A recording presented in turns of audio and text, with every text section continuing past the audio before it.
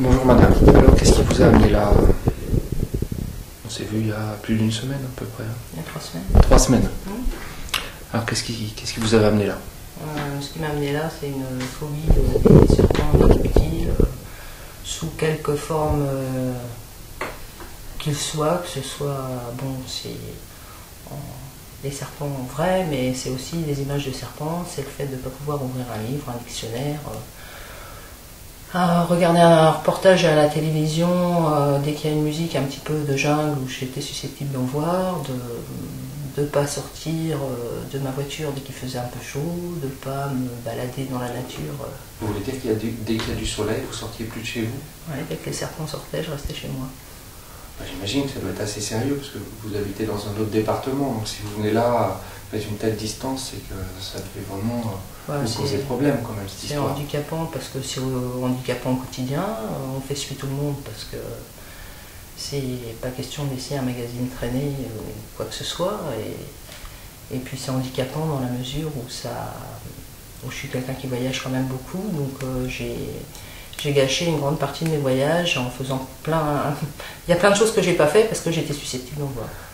Là, ce que vous dites, c'est que dès qu'il fait chaud, vous sortez plus, c'est ça?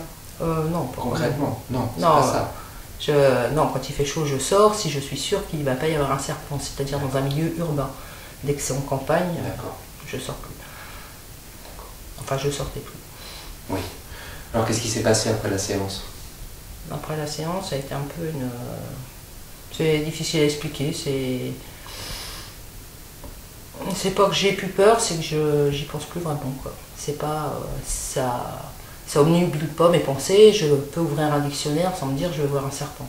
Par contre, c'est vrai que j'ai pas encore été confrontée à la vue directe d'un serpent, mais j'arrive à reprendre un magazine, à écouter, à passer devant la télévision, même s'il y a une musique, une bande son qui est susceptible d'évoquer des scènes où il pourrait y avoir des serpents.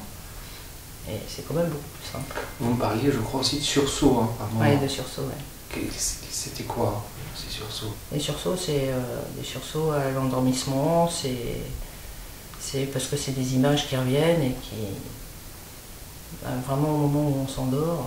des images qui s'imposent à vous. Hein. Qui s'imposent, oui. Et qui amènent un sursaut. Qui amènent un sursaut. C'était tous les jours, ça? Oui. Et ça alors maintenant, depuis 3 semaines? Depuis 3 semaines, j'en ai pas eu. Je suis sortie de chez vous, j'en ai plus eu. Plus un seul sursaut? Non. Vous avez vu, on a fait des séances, je vous ai dit quasiment aucun mot. Hein. Non. On a juste travaillé sur les points de résonance, c'est tout. Hein.